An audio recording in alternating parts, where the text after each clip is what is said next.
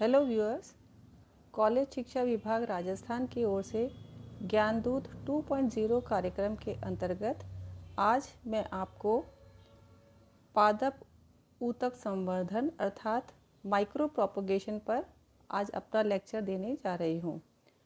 मेरा नाम डॉक्टर शोभा जौहरी है और मैं एसोसिएट प्रोफेसर बॉटनी सब्जेक्ट में हूँ। प्लांट टिश्यू कल्चर में देखिए, सबसे पहले ये है क्या, आपको मैंने सबसे पहली स्लाइड में ये दिखाया है कि एक टिश्यू जो है वो किस तरह से एक टेस्ट ट्यूब के अंदर जो है वो ग्रो किया जा सकता है और इस तरह से पूरे प्लांट जो है वो ग्रो किए जा सकते हैं। तो इस तरह के टेस्ट ट्यूब के अंदर या फ्लास्क के अंदर जब हम प्लांट को ग्रो करते हैं तो ये कहलाता है प्लांट टिश्यू कल्चर।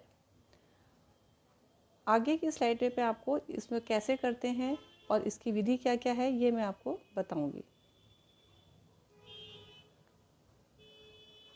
ये देखिए, सबसे पहले मैंने प्लांट टिश्यू कल्चर को पूरे मेथड को समराइज कर लिया है। यहाँ पर देखिए, टिश्यू कल्चर को हम यहाँ से चालू कर सकते हैं। ये एक प्लांट की लीफ है और इस लीफ के कुछ हमने टुकड़े कर लिए हैं और उस टुकड़े को हम कहते हैं एक्सप्लांट।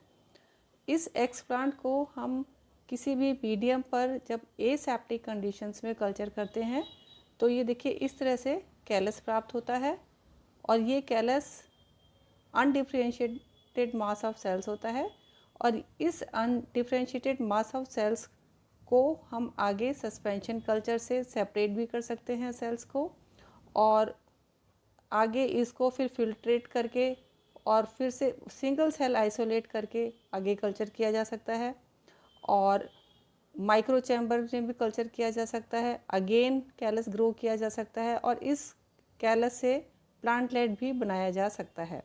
तो इस तरह से ये पूरा साइकिल कंप्लीट हो सकता है, अर्थात इस तरह से प्लांट टिश्यू कल्चर किया जाता है। लीफ को अगर हम जेंटल ग्राइंडिंग कर लें और एंजाइम से ट्रीटमेंट करें तो इसकी सेल्स हम डायरेक्टली भी सेपरेट कर सकते हैं और इन सिंगल सेल्स को हम माइक्रो चैम्बर पे कल्चर करके भी कैलस बना सकते हैं। तो ये तो थी overall summary of culture technique, लेकिन मैं आगे की स्लाइड्स में आपको मैं बताऊंगी कि कैसे पूरा कल्चर किया जाता है। सबसे पहले हम ये देख लेते हैं कि प्लांट टिश्यू कल्चर की स्टडी हम कौन कौन से हेड्स के अंदर करने जा रहे हैं। ये हेड्स हैं, देखिए, एक तो डेफिनेशन इसकी कि टिश्यू कल्चर होता क्या है, इसके बाद में इसकी हिस्ट्री के बारे में जानेंगे, when and how first culture was done and contribution of different scientist को देखेंगे हम। Laboratory requirements for tissue culture भी देखेंगे कि टिश्यू कल्चर को करने के लिए कौन कौन से लैब के इक्विपमेंट्स चाहिए और कौन कौन से केमिकल्स एंड एंजाइम्स चाहिए। इसके बाद कल्चर मीडिया, ये कल्चर मीडिया कई प्रकार के हो सकते हैं तो उनमें से कैसे हम सेलेक्ट करें, और उसके बाद कल्चर टेक्निक करना कैसे है लैब में, और फिर टिश्यू कल्चर के एम्स क्या हैं। तो इन हेडिंग्स के अंतर्गत हम आज स्टडी करने जा रहे हैं माइक्रो प्रोपगेशन की। सबसे पहले है देखिए डेफिनेशन में plant tissue culture is a collection of technique use to grow plant cells, tissues or organs under sterile conditions on a nutrient culture medium of known composition. It is widely used to produce clones of a plant in a method known as micropropagation. Plant tissue culture एक ऐसी techniques के collection या बहुत सारी कई techniques को मिला करके हम कहते हैं जिसके द्वारा प्लांट सेल्स को आर्टिफिशियल न्यूट्रिएंट कल्चर मीडियम पर ग्रो किया जाता है। प्लांट सेल्स को हम ग्रो कर सकते हैं या टिश्यूज़ को ग्रो कर सकते हैं या ऑर्गन्स को भी ग्रो कर सकते हैं। तो ये ग्रो करने की जो टेक्निक्स हैं उनको हम कहते हैं प्लांट टिश्यू कल्चर टेक्निक। ये टेक्निक प्लांट्स के क्लोन्स को प्रोड्यूस करने के लिए काम में आती है, इसीलिए इस मेथड को हम माइक्रो प्रोपगेशन भी कहते हैं। प्लांट टिश्यू कल्चर की टेक्निक के बारे में हम देख लेते हैं। टेक्निक में देखिए, सबसे पहले 1920 में हैबरलैंड ने फर्स्ट इन विट्रो कल्चर किया था। 1904 में हैनर ने क्रूसीफर्स के एम्ब्रियोनिक टिश्यू को कल्चर किया था। इसके बाद 1922 में रॉबिन्स ने in vitro culture of roots किया था। 1925 में लेबेक ने zygotic embryo culture of Linum किया। इसके बाद 1934 में वाइट्स ने कल्चर किया जो कि टोमेटो रूट्स का कल्चर था। 1939 में गॉथरे, वाइट एंड नोबुकॉट ने successful culture of indefinite callus culture किया था। तो ये एक मोटे तौर पे हिस्ट्री है प्लांट टिश्यू कल्चर की कि प्लांट टिश्यू कल्चर कैसे हुआ था। इसके बाद हम देख लेते हैं थोड़ी सी हिस्ट्री के बारे में और है नेक्स्ट स्लाइड में। ये देखिए 1957 में स्कूग एंड मिलर ने डिस्कवर किया था ऑक्सिन एंड साइटोकाइनिन रेशियो को फॉर ऑर्गन फॉर्मेशन को। इसके बाद 1960 में बर्गमैन ने डिस्कवर किया था plating technique for isolation of single cell.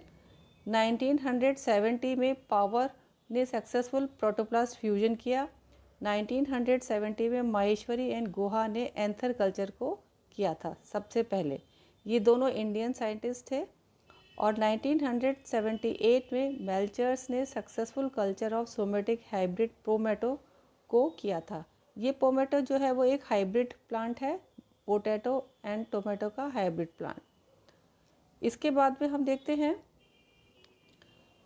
Laboratory requirements. हमें कल्चर करने के लिए कौन कौन से लेबोरेटरी की आवश्यकता होगी, लेबोरेटरी इक्विपमेंट्स की आवश्यकता होगी। तो यहाँ पर देखिए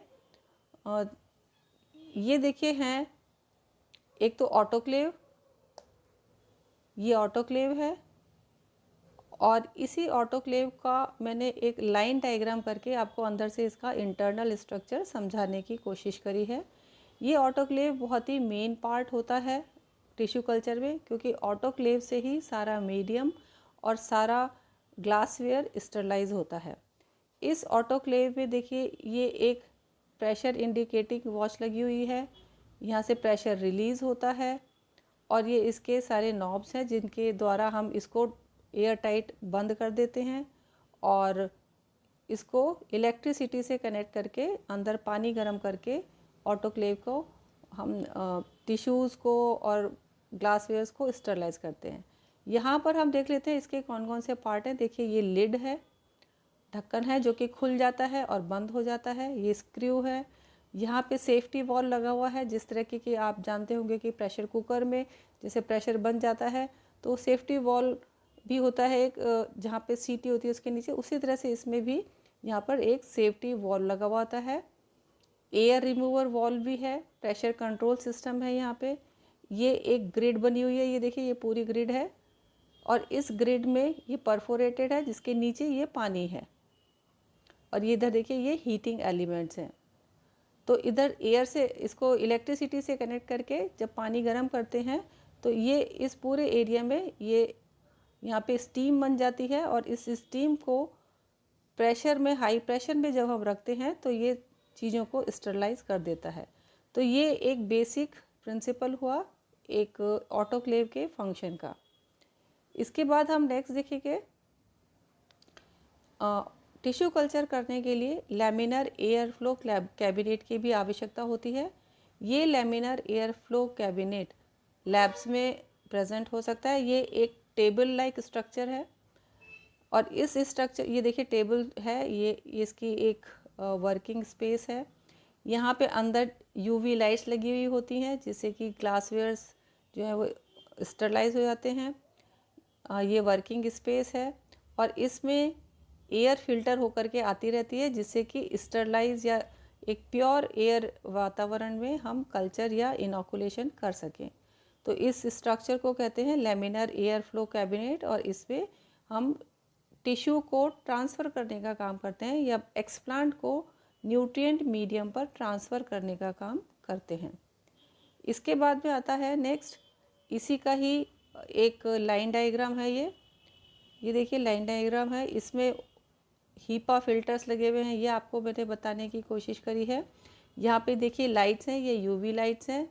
ये प्रोटेक्टिव स्क्रीन लगी हुई होती है, ये थोड़े यहाँ से यहाँ तक जो है वो कवर्ड सी होती है जिससे कि जो भी साइंटिस्ट या वर्कर काम कर रहा है तो उसकी सांसों के द्वारा कोई इन्फेक्शन इसके अंदर तक ना जाए। इधर ये वर्क स्पेस है और ये इधर ब्लोअर लगे होते हैं जिससे कि एयर ब्लो होती रहती है। तो ये लैमिनार एयर फ्लो कैबिनेट का ही एक लाइन डायग्राम है जिससे कि अंदर के इसके वर्किंग प्रिंसिपल का पता चल सके। इसके बाद में देखिए, ये मैंने एक साइंटिस्ट को दिखाया है, यहाँ पर ये काम कर रहे हैं, किस तरह से काम होता है। ये देखिए, एक ये पूरा अपना एप्रन और ये सब कवर करके इस लैब में काम करते हैं जिससे कि जो कल्चर हम करने जा रहे हैं, टिश्यू कल्चर, उसमें किसी भी प्रकार का इन्फेक्शन ना फैले। नेक्स्ट आ जाता है इसमें टिश्यू कल्चर में ज़्यादातर जो हम यूज़ करते हैं वो फ्लास्क। ये फ्लास्क देखिए इस प्रकार के हैं, इनको कहते हैं अर्लेनमेयर फ्लास्क। जनरली 100 ml के हम काम में ले लेते हैं, जो नॉर्मली हम जब एक्सपेरिमेंट कर रहे होते हैं या बीएससी एमएससी के स्टूडेंट जब वर्क कर रहे होते हैं तब इसी प्रकार के फ्लास्कों को काम में लेते हैं। इन फ्लास्क को हम अर्लेनमेयर फ्लास्क कहते हैं। और इन फ्लास्क के अलावा टिश्यू कल्चर टेक्निक में वॉशिंग एंड स्टरलाइजेशन बहुत महत्वपूर्ण एक स्टेप होता है, क्योंकि वॉशिंग और स्टरलाइजेशन के बगैर हम किसी भी टिश्यू को सक्सेसफुली कल्चर नहीं कर पाएंगे। तो देखिए, वॉशिंग एंड स्टोरेज फैसिलिटीज़ जो एक लैब में होनी चाहिए, उसमें एक separate area is required which should have a large sync with provision for hot and cold running water. ये रनिंग वाटर होना बहुत ज़रूरी है क्योंकि वाटर एक डायरेक्शन से दूसरी डायरेक्शन में ही फ्लो करना चाहिए, जिससे कि कंटामिनेशन आगे बह जाए, नालियों में बह जाए, ये वापस हमारे इक्विपमेंट्स में या ग्लासवेयर्स में ना रहे। डिस्टिलेशन एपरेटस होना चाहिए, वॉशिंग एपरेटस होने चाहिए, washing machines, pipettes, washers, dryers, cleaning brushes और ये वेइंग मशीन्स जो कि जिससे कि केमिकल्स को हम वे कर सकें, और ग्लासवेयर्स भी की आवश्यकता होती है। समटाइम ग्लासवेयर्स में need to be autoclaved before washing to remove agar medium and to destroy microbial contaminants. Glasswares को भी हमें यूज़ में लाने से पहले ऑटोक्लेव कर लेना चाहिए, जिससे कि उसके अंदर कोई किसी भी प्रकार का अगर माइक्रोब मौजूद हो तो वो हट जाए। इसके बाद में देखिए, मीडिया प्रिपरेशन रूम की आवश्यकता होती है। Media preparation room is an area required for preparation of media. In such space there should be provision for bench space for chemical, labware, culture vessels, closures, miscellaneous equipments required for media preparation and dispensing. हमें ऐसी जगह की आवश्यकता होती है जहाँ पर रख करके हम मीडिया को प्रिपेयर कर सकें। उसके लिए ठीक से स्पेस होनी चाहिए, बेंच होनी चाहिए, केमिकल्स को रखने के लिए स्पेस होनी चाहिए, कल्चर वेसल्स को रखने के लिए स्पेस होनी चाहिए, और भी छोटे मोटे इक्विपमेंट्स रखने के लिए पर्याप्त स्पेस होनी चाहिए।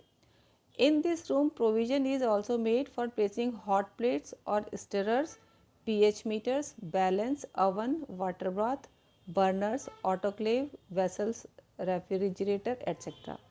इन सब के अलावा हमें इन छोटी मोटी और इक्विपमेंट्स की भी आवश्यकता होती है जहाँ पर हम इन सब चीज़ों को रख सकें, और ये सभी चीज़ें जो हैं वो कल्चर करने में हेल्प करती हैं। कल्चर करने के लिए हमें मीडियम में विटामिन्स डालने होते हैं। तो ये विटामिन्स देखिए, विटामिन्स और ग्रोथ हार्मोन्स को बहुत केयरफुली वे करना चाहिए, क्योंकि थोड़ी सी भी क्वांटिटी हमारे रिजल्ट्स को अफेक्ट करती है। Stock solutions of chemicals are kept in refrigerator to avoid contamination. तो इनका हमें जो रख रखाव है वो भी बहुत ध्यान से रखना चाहिए, बाहर नहीं छोड़ना चाहिए। ये चीज़ें हमेशा रेफ्रिजरेटर के अंदर ही होनी चाहिए। ट्रांसफ़र एरिया देखिए, earlier transfer of plant tissue was done in open laboratory bench under clean and dry atmospheric conditions. Later on closed plastic box was constructed which consisted of a UV tube light and use of 95% ethanol helped to maintain sterile conditions inside the space of plastic box। पहले खुले area में ही हम लोग ये transfer का process करते थे, लेकिन अब के दिनों में प्लास्टिक बॉक्सेस आने लग गए हैं जैसे कि मैंने आपको पहले बताया था कि लेमिनर एयर फ्लो कैबिनेट आ गया है, उसके अंदर ट्यूबलाइट्स लगी होती है, ये यूवी ट्यूबलाइट्स होती हैं और इस पूरे एरिया को हम 95% इथेनॉल से भी क्लीन करते हैं, जिससे कि कोई पूरा का पूरा सरफेस जो है या पूरा का पूरा एटमॉस्फेयर जो है वो स्टरलाइज हो जाए। इथेनॉल को यूज़ करने के बाद में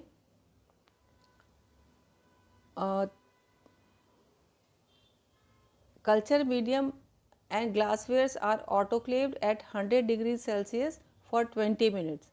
देखिए ऑटोक्लेव करने के भी सिद्धांत है। एक निश्चित प्रेशर पे आने के बाद में हमें ऑटोक्लेव के प्रेशर को उसी प्रेशर पर 20 मिनट तक रखना होता है और उसका टेम्परेचर 100 डिग्री सेल्सियस तो होता ही है, क्योंकि वाटर जो है वो 100 डिग्री सेल्सियस पर ही बॉयल होता है। If autoclave is not available a pressure cooker may be use. Generally हम जब बच्चों को सिखाते हैं स्टूडेंट्स को, तो उनको लिए हम अगर ऑटोक्लेव नहीं होता है तो प्रेशर कुकर भी यूज़ में ले लेते हैं। Forceps, scalpels, needles are sterilised by dipping in 95% ethanol followed by flaming and cooling. Tissue culture transfer technique के समय जब हम फॉर्सेप्स, स्कैल्पल्स, नीडल्स इत्यादि जब इस्तेमाल करते हैं तो इनको 95% इथेनॉल में डिप करके और बार बार फ्लेम के ऊपर गर्म करके एंड सडनली कूल करके इसको स्टरलाइज कर लेते हैं। तो ये प्रक्रिया हमें कल्चर के दौरान बार बार करनी होती है, जिससे कि थोड़ा भी कंटेमिनेशन का चांस ना रहे। Plant material is surface sterilized using sodium or calcium hypochlorite solution for 15 to 13 minutes and इसका concentration होना चाहिए 0.3 से 0.6% और इससे हमें 15 से 30 मिनट तक इसको सरफेस स्टरलाइज करना चाहिए। All operations including transfer of plant material are carried out under aseptic conditions। ये सारा जब प्रक्रिया हम कर रहे होते हैं, प्लांट मटेरियल को भी जब स्टरलाइज कर रहे होते हैं, तो एटमॉस्फेयर जो है वो एसेप्टिक होना चाहिए। और उसको एसेप्टिक करने के लिए हमने आपको बताया पहले भी कि लेमिनर एयर फ्लो यूज़ कर सकते हैं, उसके अंदर यूवी लाइट्स प्रेजेंट होती है, तो थोड़े से एटमॉस्फेयर को हम लोग स्टरलाइज कर सकते हैं। स्टरलाइज टेक्निक के लिए देखिए जो सारे वेसल्स जो हैं और instruments, medium, plant material etcetera use in culture work must be free from microbes. This is achieved by following approaches. अब देखिए वेसल्स और इंस्ट्रूमेंट्स और प्लांट मटेरियल को अगर हमें स्टरलाइज करना है तो किस तरह से हम स्टरलाइज कर सकते हैं। ये है dry heat technique, flame sterilisation, autoclaving, filter sterilisation and wiping with 70% ethanol. इन टेक्निक्स के द्वारा हम इन चीज़ों को स्टरलाइज कर सकते हैं। इसके अलावा surface sterilisation of plant material to be also use. Surface sterilisation technique भी हमें यूज़ करनी चाहिए, जो कि हम लिविंग प्लांट मटेरियल के लिए यूज़ करते हैं। ड्राई हीट के देखिए किस तरह इस्तेमाल होती है। Dry heat empty glasswares and plasticwares and instruments like forceps, scissors or scalpels may be sterilized by dry heat in an oven at 160 to ये 100 to 160 डिग्री सेल्सियस है for 3 hours, but most of the workers prefer to autoclave glasswares and flame sterilization and instruments like forceps, scalpel and scissors etc। तो ज़्यादातर workers in चीज़ों को भी, forceps, scalpel और seizures को भी ऑटोक्लेव द्वारा स्टरलाइज करना पसंद करते हैं और इनको दूसरी तरीके से हम ड्राई हीट द्वारा भी स्टरलाइज कर सकते हैं। फ्लेम स्टरलाइजेशन देखिए, forceps, scalpels, needles are generally flame sterilise भी की जा सकती हैं by dipping them into 95% alcohol following by flaming। These instruments are repeatedly sterilized during the whole operation to avoid contamination।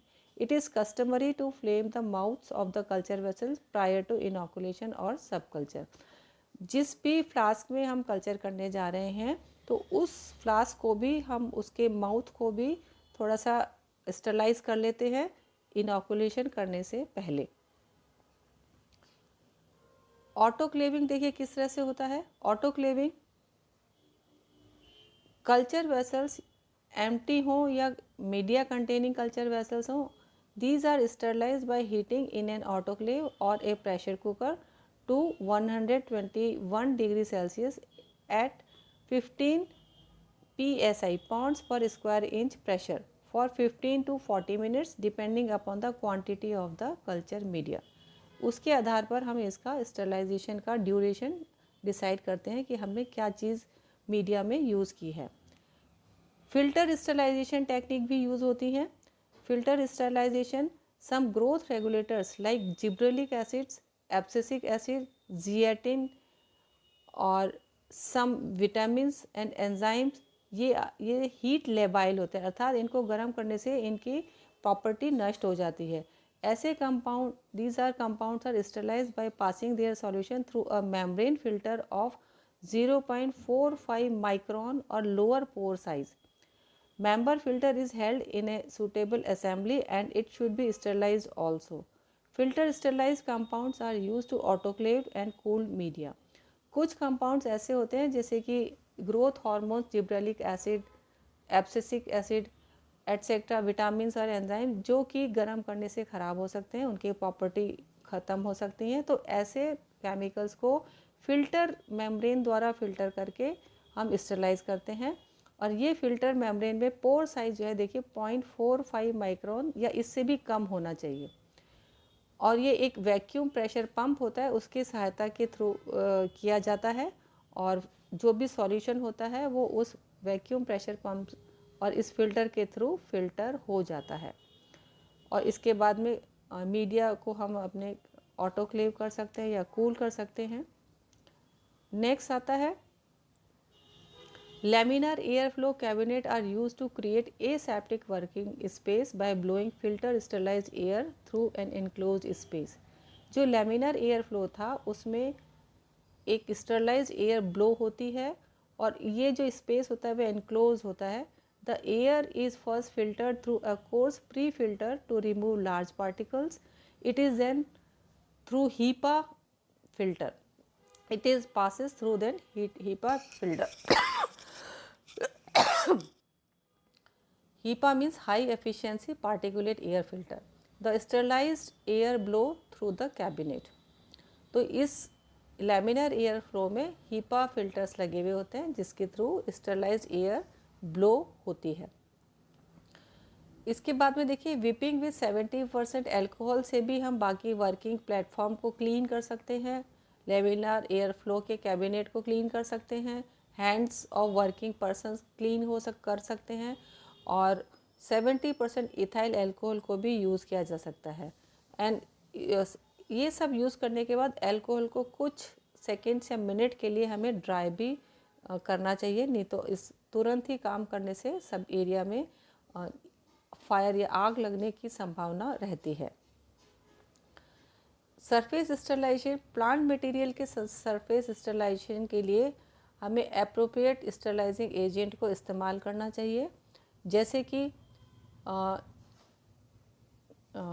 कि सोडियम हाइपोक्लोराइट होता है, कुछ मर्क्यूरी क्लोराइड होता है।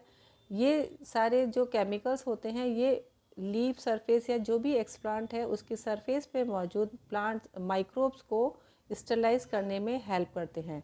एक्साइज्ड पीस ऑफ प्लांट टिश्यू और organ to be use in culture is called as explant. तो ये explant को स्टरलाइज करने के लिए हमें ये केमिकल्स इस्तेमाल करने होते हैं।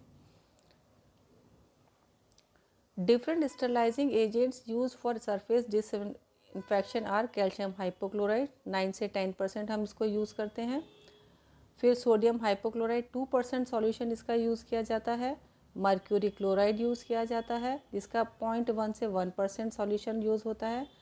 हाइड्रोजन परऑक्साइड यूज़ कर सकते हैं, इसका 10 से 12% कंसनट्रेशन यूज़ की जा सकती है। और एंटीबायोटिक्स भी हम यूज़ कर सकते हैं, इसको हम 4 to 50 मिलीग्राम पर लीटर की कंसनट्रेशन में यूज़ कर सकते हैं। The duration of treatment varies from 15 to 30 minutes. After treatment rinsing with sterilized distilled water is done to remove traces of surface disinfectants because it can cause damage to new developing cells in the culture media.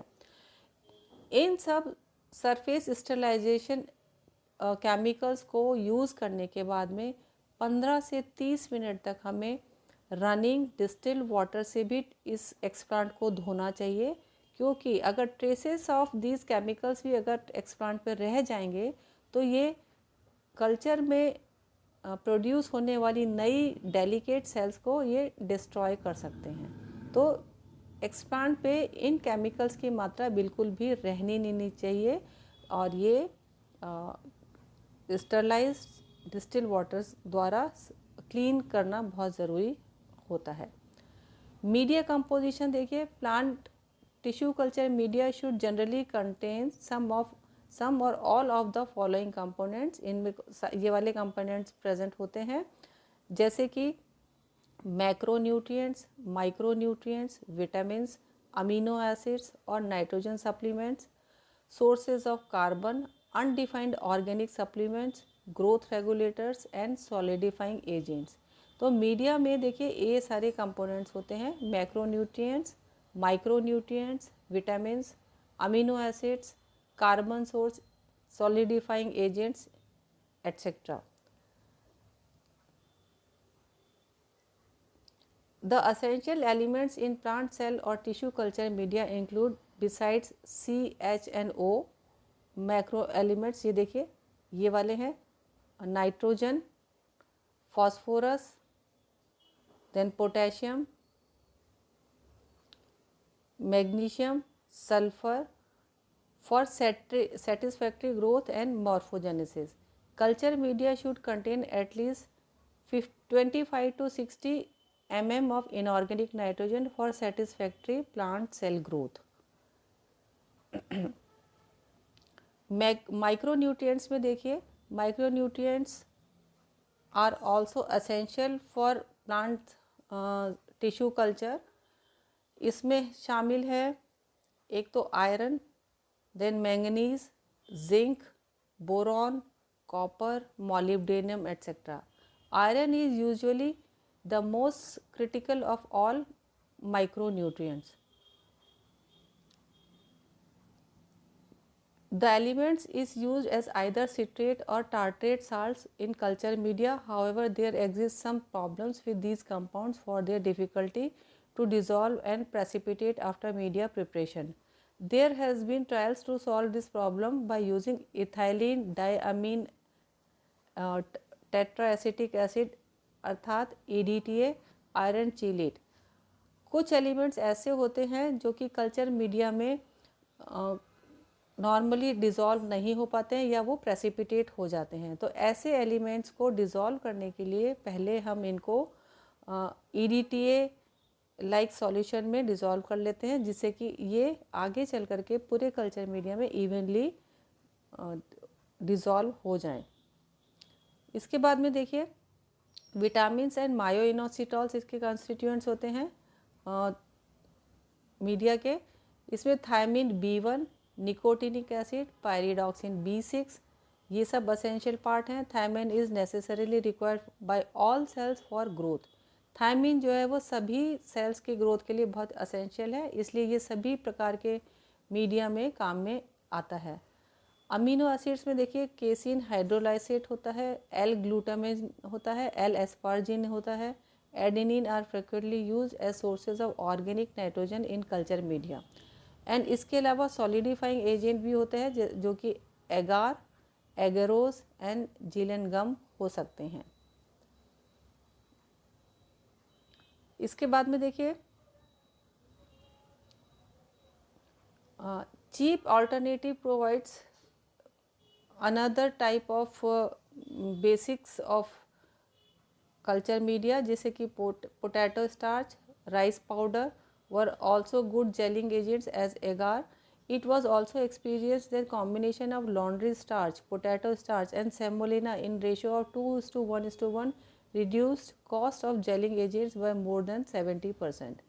तो gelling agent में हम इन जो एगार use किया था उसके अलावा कुछ और प्रकार के एजेंट्स भी यूज़ कर सकते हैं, जिसमें कि लॉन्ड्री स्टार्च शामिल है, पोटैटो स्टार्च शामिल है, सेमोलिना अर्थात कि सूजी।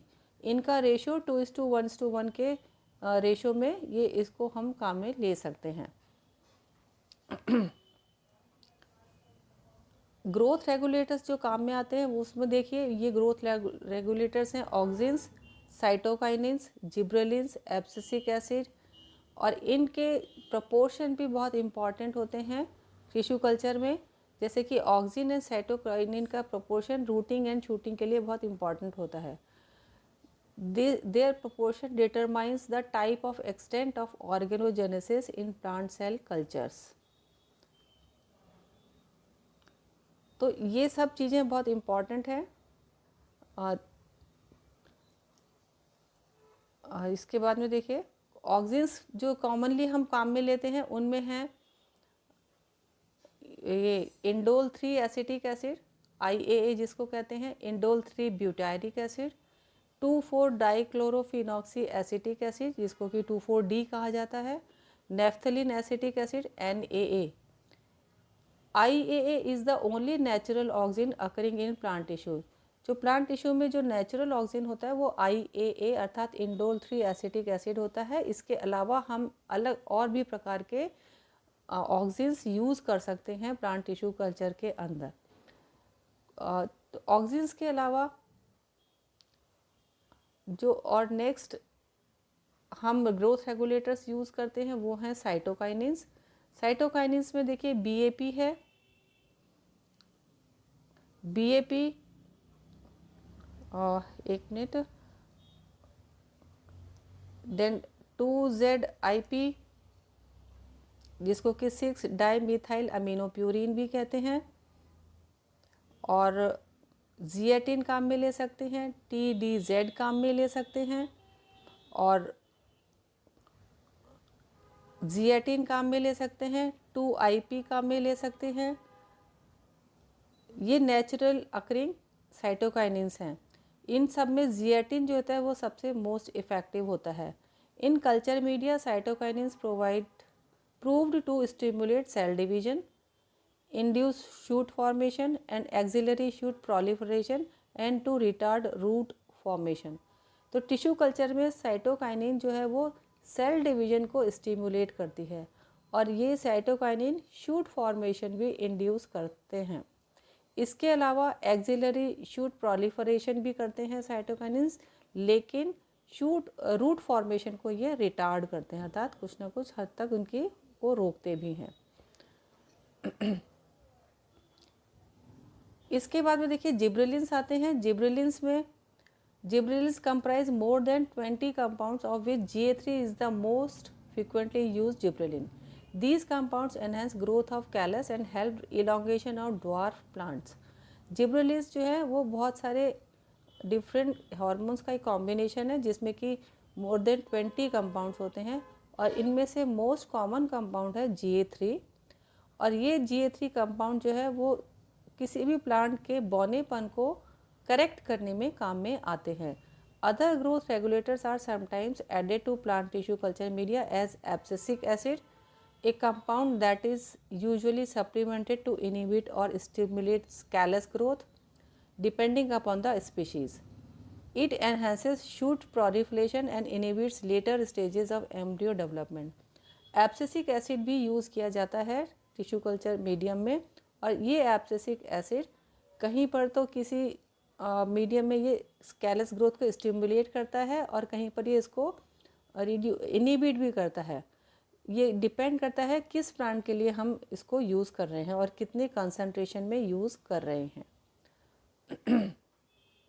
MS मीडियम का कंपोजिशन देखिए क्या होता है, जो कि मोस्ट कॉमनली यूज हम कंपोजिशन है वो है मोस्ट कॉमनली यूज मीडियम जो है वो है मोराशिगन स्कूग मीडियम। और इसके कंपोजिशन में देखिए ये इतनी चीज़ें काम में आती है। NH4NO3 की क्वांटिटी दे रखी है, KNO3 calcium chloride, magnesium sulphate, KH2PO4 इनकी क्वांटिटी दे रखी है। ये एक डेफिनेट क्वांटिटी होती है, उसी क्वांटिटी में ही ये काम में आते हैं।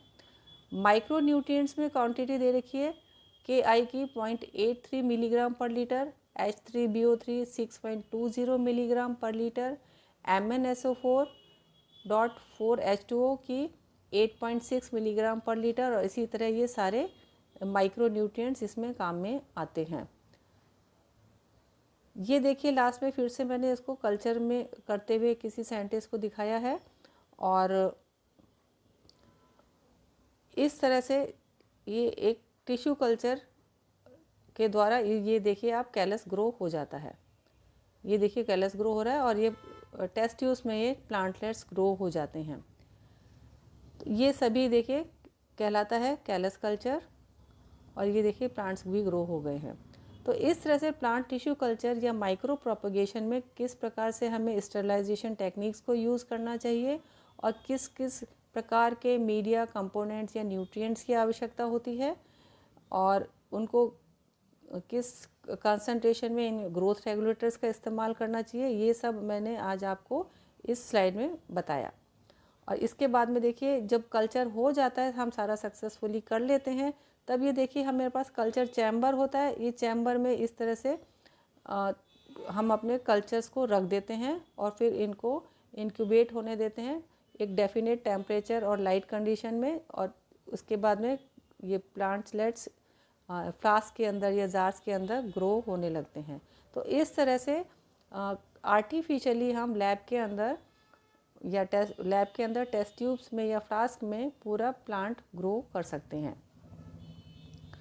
ये देखिए आ जाती है लास्ट में फिर इसी प्रकार की फ़ोटो कि ये हो गया है प्लांट टिश्यू कल्चर। तो ये थी जानकारी आज माइक्रो प्रोपगेशन के बारे में आप सभी के लिए। तो ये लास्ट में एक बार फिर मैंने इसको समराइज़ किया है सारी टेक्निक को। ये देखिए ये एक प्लांट है। इस प्लांट से हमने एक लीफ को प्लग कर लिया है, एक पत्ती को अलग कर लिया है, इस पत्ती को के भी पीसेस हमने कर लिए हैं और इसको इसका सरफेस स्टरलाइजेशन कर लिया है। तो जो सरफेस स्टरलाइजेशन कर लिया और इसको पीसेस में कट कर लिया, अर्थात ये एक्सप्लांट बन गया है। अब इस एक पीस को हमने एक culture media containing test tube में डाल दिया है एसेप्टिक कंडीशंस में, और कुछ दिन के लिए उसको ग्रो करने रख दिया। तो ग्रो करने से ये देखिए कैलस फॉर्मेशन हो जाता है, ये कैलस फॉर्मेशन हो गया।